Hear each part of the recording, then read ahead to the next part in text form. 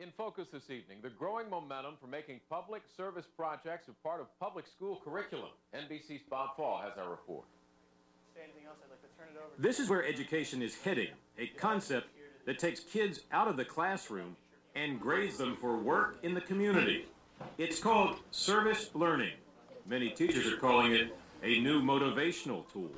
A federal government study out this week found that nationwide, 1/3 of all public schools are now doing it, and it cites service learning for bringing about a positive relationship between student, teacher, and the community. Philadelphia is looked on as the leader. It began service learning 5 years ago. Now, 30,000 kids are involved. By the year 2002, 70,000. In another few years, all of its 215,000 students will be.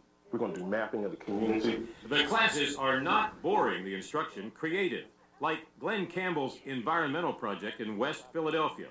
Middle school students studying neighborhood flood problems. Also, designing an elaborate garden filled with fruits and vegetables for the community.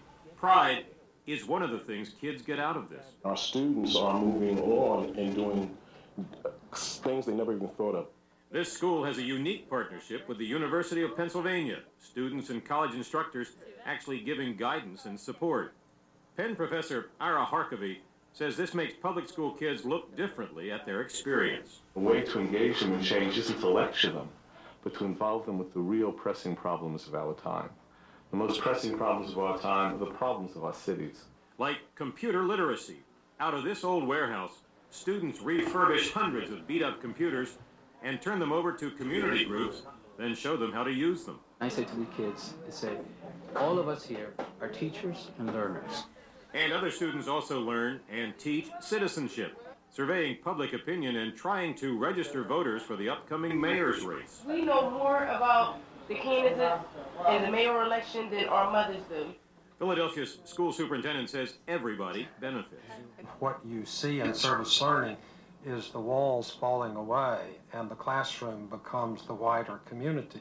The biggest problem so far, convincing skeptical teachers to give this new approach a try. Habit is the hardest thing to overcome, and the habits within schools are very difficult to change. But in Philadelphia, habits are changing, and local officials are saying even though many of the buildings are old and supplies are often lacking, students are getting much more out of school now and giving something back at the same time. Bob Fall, NBC News.